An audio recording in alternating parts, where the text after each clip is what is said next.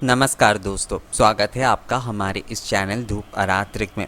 दोस्तों, जो सवाल जो है ना ज़्यादातर हम लोगों के मन में ये होता है और मैंने देखा है कि जब मतलब मैं भी छोटा था तो उस समय भी मेरे मन में भी ये सवाल बहुत उठता था कि जो पूजा पद्धति है वो पुरुषों के लिए और महिलाओं के लिए क्या अलग तरीके से होगा, यानी कि पुरुष एक अलग तरीके से पूजा करेंगे और महिला के लिए वो नियम जो है वो अलग हो जाएगा, या फिर जैसे कि महिलाएं कुछ नियमों के पालन करते हैं वो पुरुष के लिए जो है क्या वो अलग हो जाता है।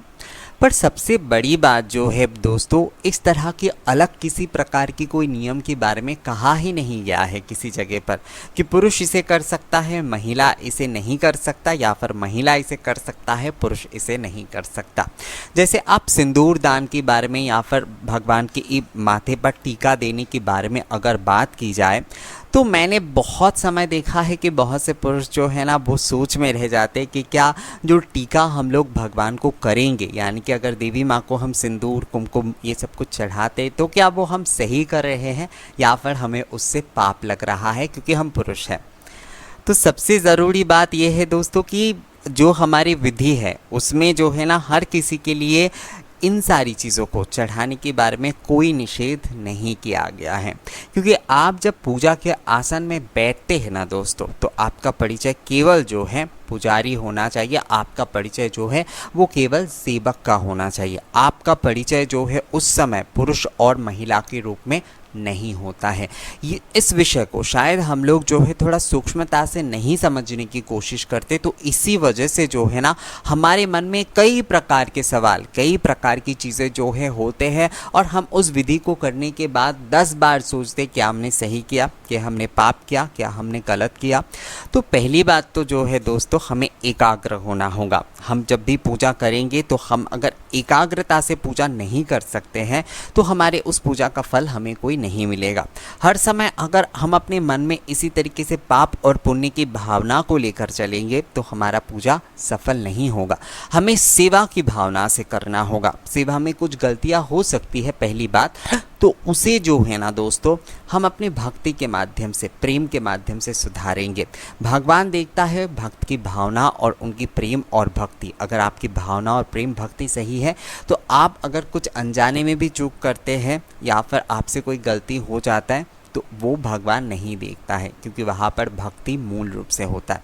पर जो सवाल यहाँ पर लोगों के मन में ज़्यादातर होता है कि पुरुष और महिलाओं के लिए अलग नियम जो है वो तो कैसे आए, यानी कि अगर ऐसे किसी चीज़ का व्याख्या अलग से नहीं किया गया है तो महिला और पुरुष के लिए जो है वो अलग से नियम कैसे आए। तो पहली बात तो देखिए दोस्तों, वेद के समय में महिला और पुरुष दोनों के लिए विद्या का एक ही समान था। हाँ, ये हो सकता है कि ये शायद पुरुषों में उस चीज़ का प्रचलन ज़्यादा था, पर आप देखेंगे कि उस समय उपनयन यानी कि जनेऊ जो संस्कार होता था वो जो महिलाओं में भी था और पुरुषों में भी था। तो इसलिए अलग से किसी के लिए कोई विधि नहीं है, अलग से किसी भी प्रकार का कोई जो है नियम नहीं है। जब पूजा कर रहे हैं तो आपको पुरुष और महिला इस भावना से ऊपर उठना होगा, पहली बात दोस्तों। और यहाँ पर एक चीज़ जो है जो कि हम गलती करते हैं, ये जो हमारी पूरी सृष्टि है ना इसमें कोई भी पुरुष संपूर्ण नहीं है। संपूर्ण पुरुष जो है वो केवल मात्र जो है परमेश्वर है, हमारे ये जो है श्री हरि विष्णु हैं। कहा गया है कि वही एकमात्र पुरुष है। बाकी जो हमारे ये जो सृष्टि में जो भी प्राणी आप देखते हैं ना, जो भी खासकर अगर आप इंसान को देखेंगे तो वो प्रकृति का अंश है। अब प्रकृति के अंश में भी जो है ना पुरुष और नारी ये दोनों तरीके के बने, क्योंकि सृष्टि को संचालन के लिए, सृष्टि को आगे लेकर जाने के लिए। हम बहुत सारे समय ये कहते हैं ना दोस्तों कि उस लड़के में देखो उसमें महिलाओं की तरह स्वभाव है, या फिर उस लड़की में देखो वो लड़की खेल कूद में बहुत ज़्यादा इंटरेस्ट लेता है, उसमें पुरुष जैसा स्वभाव है। तो ऐसा कुछ नहीं है दोस्तों कि पुरुषों की स्वभाव में जो है मतलब रसोई बनाना या फिर जो है बर्तन मांजना ये जो है महिलाओं का स्वभाव आ गया है, या फिर अगर कोई महिला खेल कूद करता है तो उसमें जो है ना आप मतलब पुरुषों के स्वभाव आ गए। ये सारी जो चीज़ें हैं ना हमने अपने समाज के सुविधा अनुसार बनाए हैं। इन सारी चीज़ों का कोई मतलब इससे नहीं है कि एक महिला जो है वो फुटबॉल नहीं खेल सकता या फिर खेल कूद में आगे नहीं जा सकता, या फिर एक पुरुष जो है घर के प्रतिदिन का खाना बर्तन ये सब कुछ नहीं कर सकता। ऐसा कहीं पर कोई लिखा हुआ नहीं है दोस्तों, पर ये प्रचलित ज़्यादा है। यानी कि जो चीज़ हमें बहुत ज़्यादा कॉमन देखने को मिलता है, यानी कि जो चीज़ हम महिलाओं को ज़्यादा करने को देखते तो हम सोच लेते हैं कि वो जो चीज़ है वो महिलाओं का ही काम है। जो चीज़ हम पुरुषों में ज़्यादा करने को देखते हैं तो हम सोचते हैं कि वो पुरुषों का ही काम है, पर ऐसा कुछ नहीं है दोस्तों। हमारे ग्रंथों में कहा गया है, संस्कृत ग्रंथों में इसकी बहुत अच्छे से व्याख्या है। कहा गया है कि परमेश्वर जो है वो एकमात्र पुरुष है और प्रकृति यानी कि हम आद्या शक्ति जो है हमारी सृष्टि संचालन के लिए प्रकृति रूप में यानी कि उनके सखियों के रूप में हर किसी का संचालन करती है, सृजन करती है। उसमें से किसी किसी में जो है ना पुरुष के गुण ज़्यादा है, यानी कि ये उसमें पुरुष के स्वभाव ज़्यादा है, तो वो पुरुष रूप में इस धरती पर आए, और किसी में जो है ना नारी के गुण ज़्यादा है तो इसलिए वो नारी के रूप में आए। पर इसका मतलब ये नहीं है कि एक दूसरे के काम जो है वो नहीं कर सकते। कोई भी काम जो है ना पुरुष के लिए नहीं होता है और कोई भी काम जो है एकमात्र महिला के लिए नहीं होता है। तो इसलिए जो है इस भावना को सबसे पहले समझना ज़रूरी है कि हम जो है हम प्रकृति का रूप है, हम माँ आद्या शक्ति के प्रकृति रूप के अंश है। पुरुष जो है वो केवल मात्र श्री कृष्ण है, श्री राम है, श्री रघुनाथ है, श्री विष्णु है, श्री हरि। आप देखेंगे अगर वृंदावन जाते हैं तो वहाँ पर जो है ना किसी को भी जो है ना पुरुष नहीं माना जाता है।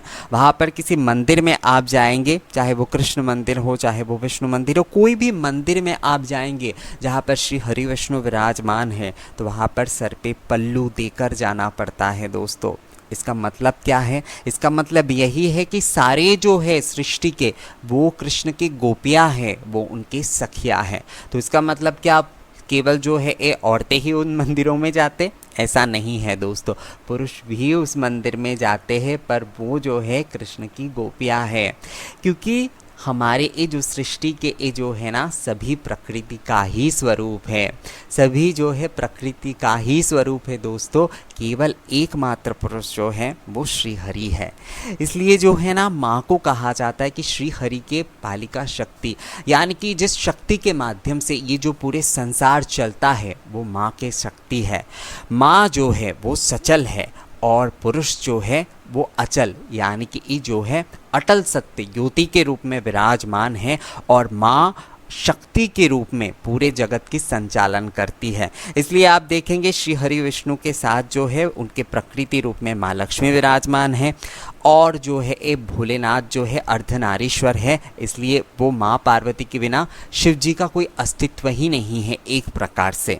तो इसलिए जो है ना दोस्तों पुरुष और महिला में यही विषय होता है, हम सभी प्रकृति का स्वरूप है। तो इसलिए अगर कोई पुरुष जो है माँ को जो है सिंदूर का टीका लगाता है या फिर माँ के जो है टीका करता है किसी भी चीज़ से, या फिर जो है उनके पूजा विधि के अनुसार जो है उन्हें सिंदूर, आलता या फिर जो शंख वलय यानी कि शंख की चूड़ियाँ वगैरह या फिर जो आभूषण अर्पण करता है, तो ये केवल महिलाओं को करने का अधिकार नहीं है। यानी कि महिला उससे श्रृंगार करती है, इस वजह से केवल महिलाओं को उन सारी चीज़ों का करने का अधिकार है, ऐसा नहीं है दोस्तों। हर कोई कर सकता है, क्योंकि उस समय यानी कि आसन में बैठते ही उनका भाव जो होता है वो पुजारी का होता है, वो सेवक का होता है, और वो तो प्रकृति का अंश है दोस्तों। कोई भी पुरुष हो, हम जन्म से पुरुष है, यानी कि इस सृष्टि को आगे लेकर जाने के लिए, इस सृष्टि के सही तरीके से संचालन के लिए, इस सृष्टि में जो है नए प्राण को लाने के लिए जो है ना किसी को पुरुष का स्वभाव ज़्यादा दिया गया है, और किसी को यानी कि किसी को वो बीज बोने का और किसी को उस बीज को इस धरती पर लाने का सौभाग्य माँ ने हमें प्रदान किया है। पुरुष के माध्यम से जो है ना नारी उस संतान को धारण करती है और उसके बाद उसे जो है इस सृष्टि के कल्याण के लिए इस भूमि पर अवतरित करती है। तो इसलिए जो है ना दोस्तों इसे कहा गया है एक प्रक्रिया, जो कि प्रकृति में जो है ना पुरुष स्वभाव और नारी स्वभाव दोनों के मिलन से होता है। पर असल में अगर देखा जाए तो मनुष्य जो है ना वो प्रकृति का ही स्वरूप है। पुरुष एकमात्र हमारे परमात्मा है, हमारे परमेश्वर है। ये सृष्टि माँ की सृष्टि है और माँ की उस पालिका शक्ति के माध्यम से, उस शक्ति के माध्यम से, उस प्रकृति शक्ति के माध्यम से चलता है। इसलिए हम सभी जो है माँ की सखी है दोस्तों। और उसी भावना से जो है ना हम अगर माँ को कुमकुम चढ़ाते हैं, सिंदूर चढ़ाते, तो हमें किसी भी प्रकार का कोई पाप नहीं लगता है। अब मैं आपको एक विधि के बारे में बताता हूँ जो शायद अभी हमारे यहाँ पर लुप्त हो गया है। ये विधि मुझे थोड़े बहुत राजस्थान में देखने को मिला था जब मैं राजस्थान में गया था। वो विधि ये है कि पहले शादी के बाद जो है, यानी कि शादी के पहले जो पुरुष होते थे तो एक तरीके से वो टीका करते थे अपने सिर पर, और शादी के बाद जो है वो टीका जो है ना थोड़ा अलग तरीके से होता था। यानी कि उस पुरुष के भी परिचय होता था ये कि वो एक शादीशुदा है। उसके टीका से आप जो है, यानी कि वो जो तिलक करता था अपने सिर पर, उससे आप पहचान सकते हैं कि ये पुरुष जो है वो शादीशुदा है। हाँ, अभी जो है समय के साथ साथ आज हम कॉर्पोरेट ऑफिस में जाते हैं, वहाँ पर कामकाज करते हैं, तो इसलिए जो है ये टीका वगैरह शायद हमारे लिए लगाना संभव नहीं होता है। अब तो महिलाएं भी कई समय जो है सिंदूर पहनना या फिर जो है कुमकुम का टीका नहीं लगा पाते, कई सारे ये जो है कारणवश, तो वो विषय अलग है। पर ये अगर आप देखेंगे, यानी कि आप जो है अगर अपने दादी से, नानी से भी पूछेंगे, तो कई प्रदेशों में ये चलन हुआ करता था कि पुरुषों को भी पहचाना जाता था कि वो जो है एक कुंवारे हैं या फिर वो शादीशुदा है। उनके टीका से उन्हें पहचाना जाता था। जिस समय जो है ना महिला के मांग में सिंदूर दान किया जाता था, उसी समय पुरुष को भी एक टीका लगाया जाता था, यानी कि टीका उनके माथे पर भी तिलक लगाया जाता था। उस तिलक को जो है ना शादी के बाद वो पुरुष शादीशुदा है इस जो पहचान के चलते जो है ना उन्हें उसी तरीके से टीका करना होता था। ये चीज़ जो है ना हमारे यहाँ से अब लुप्त हो गया है, तो इसलिए हम अभी भी जो है ना इन सारे विषयों को लेकर बहुत ज़्यादा मतलब एक असमंजस में रहते हैं दोस्तों। क्या पुरुष जो है वो माँ की पूजा कर सकते? और सबसे ज़रूरी बात दोस्तों, अगर हम इन सारी चीज़ों को छोड़ भी दें तो आप माँ को जो है ना माँ मानकर पूजा कीजिए। यानी कि माँ को अगर आप सिंदूर चढ़ा रहे हैं, आप कुमकुम चढ़ा रहे हैं, जैसे आप एक पुजारी और सेवक की भावना से चढ़ा रहे, तो माँ के संतान के भावना से चढ़ा दीजिए। क्या हम माँ को अगर टीका करते हैं तो उससे कोई पाप लगता है क्या दोस्तों? ऐसा कुछ नहीं है दोस्तों समाज के लिए जो है ना, यानी कि समाज में हमारे ये जो है, क्योंकि पुरुष और महिलाओं के लिए कुछ काम जो है अलग अलग इसलिए किए गए क्योंकि वो काम अगर जो है पुरुष करता है ज़्यादा, अर्थात प्रतिदिन अगर पुरुष कोई काम करता रहता है तो उसके लिए आसान हो जाता है क्योंकि वो उसके अभ्यास में आ जाता है। महिला अगर प्रतिदिन जैसे खाना बनाता है तो उसके खाना बनाने का अभ्यास हो जाता है, जल्दी जल्दी में जो होता है ना वो उस काम को प्रतिदिन कर सकता है। तो ये अभ्यास के कारण जो है और जो है इस ज़रूरत के कारण जो है महिला पुरुष के अलग अलग काम बने। पर पूजा विधि में ऐसी कोई अलग विषय कहीं पर भी नहीं कहा गया है। जिस तरीके से हम जो है ना पुरुष के लिए और महिलाओं के लिए अलग अलग विधि बनाते हैं, ये हमारे समाज के और थोड़े बहुत जो है ना हमारे कुछ बुजुर्गों के द्वारा भी इन सारी चीज़ों का एक प्रचलन हुआ, जिसका कि किसी भी प्रकार का कोई मतलब अगर देखा जाए तो कोई प्राचीन प्रमाण नहीं मिलता है। जैसे कि पुरुष और महिला दोनों ही जो है ना माँ को स्नानी अर्पण कर सकता है, वस्त्र अर्पण कर सकता है, आभूषण अर्पण कर सकता है, कुमकुम अर्पण कर सकता है, सिंदूर अर्पण कर सकता है, काजल अर्पण कर सकता है। आप षोडशोपचार विधि में जो है ना पुरुषों को आप देखेंगे जब वो दुर्गा पूजा करते हैं, खासकर तब बहुत अच्छे से आपको देखने को, तो दुर्गा पूजा करने वाले जो होते हैं वो पुरुष ही होते हैं। और वहाँ पर जो है ना वो सेवक की भावना से, वो माँ की सखी है, प्रकृति का अंश है वो। उस समय उनका पुरुष जो है वो किसी के पिता है, किसी के बेटे है, इन सारी पहचान से भी बढ़कर वो पुजारी है। उस समय वो माँ की सखी है, माँ के प्रकृति का अंश है। तो इसलिए जो है ना, क्योंकि अगर हम प्रकृति का ही अंश है तो हमें टीका करने में क्या समस्या है। हमारे जो एकमात्र पुरुष तो जो है ना वो तो हमारे मतलब श्री हरि ही है। इसका वर्णन तो गीता में भी है दोस्तों, इसका वर्णन तो चंडी में भी किया गया है, जहाँ पर जो है माँ को जो यानी कि दुर्गा सप्तशती में भी किया गया है, जहाँ पर माँ को जो है श्री हरि विष्णु के यानी कि परम पुरुष के जो है ना पालिका शक्ति या देवी सर्वभूतेषु विष्णुमायेति शब्दिता, यानी कि माँ जो है ये वैष्णवी रूप में जो है ना, यानी कि विष्णु वैष्णवी शक्ति के रूप में इस पूरे ब्रह्मांड की जो है ना सृजन करती है। श्री हरि जो है उनकी पालिका शक्ति जो है माँ ही है, क्योंकि माँ सचल है दोस्तों। तो आप इस बात को ध्यान में रखिए कि हम जो है वो प्रकृति के अंश है, पुरुष जो है वो केवल मात्र जो है श्री कृष्ण है, श्री हरि है।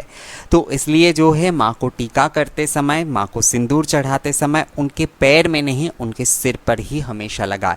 ये विधि जो है हमारे यहाँ पर बहुत प्राचीन विधि है दोस्तों। और कभी भी जो है ना पैर में सिंदूर नहीं लगाया जाता।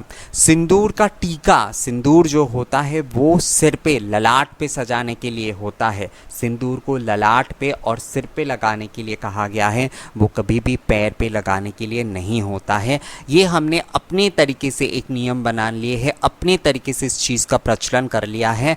पर पैर में जो है ना दोस्तों, आप जो है गंध पुष्प, यानी कि पुष्प में गंध चढ़ाकर या बिल्व पत्र को जो है ना सिंदूर लगाकर माँ को आप उनके पैर में निवेदन कर सकते हैं।